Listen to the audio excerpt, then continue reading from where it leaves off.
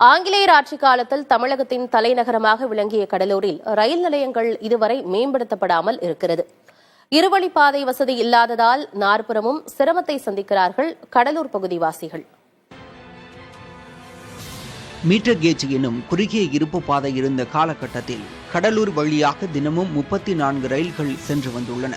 குறிப்பாக விழுப்புரம், பண்ருட்டி, கடலூர், சிதம்பரம், மயிலாடுதுறை, கும்பகோணம், தஞ்சை வரை இந்த ரயில்கள் இயக்கப்பட்டன. 2012ஆம் ஆண்டு குறுகிய இருப்பு பாதை அகல ரயில் பாதையாக மாற்றப்பட்டது. இதனால் எதிர் திசையிலிருந்து ரயில்கள் வரும்போது ஏதாவது ஒரு நிலையத்தில் ரயில் காத்திருக்க வேண்டிய நிலை உள்ளது.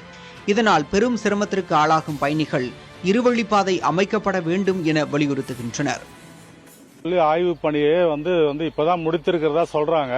ஆனா அதற்கான எந்த நிதி ஒதுக்கீடும் இதுவரை செய்யல, திட்டப்பணிகளை துவக்கவே இல்லை. இதனால கடலூருக்கு பக்கத்தில் இருக்கிற புதுச்சேரி மக்களும் கடலூர்ல இருந்து தென் மாவட்டங்களுக்கு போகும்போது கடலூர் ரயில் நிலையத்தை விழுப்புரம் மாதிரி பயன்படுத்துறாங்க.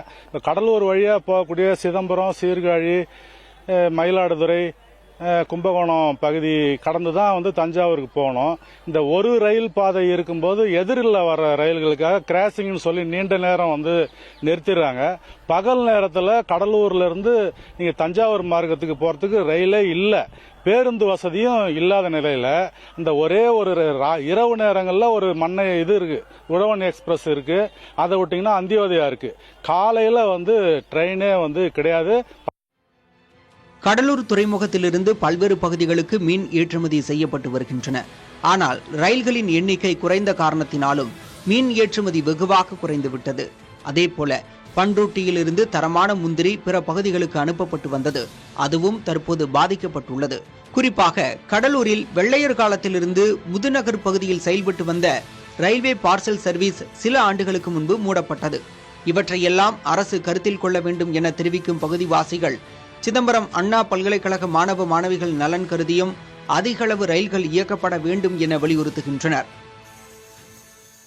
முன்னாடி என்னென்ன வசதிகள் இங்கே இருந்துச்சோ அந்த வசதிகள்லாம் நிறைய குறைஞ்சிடுச்சு.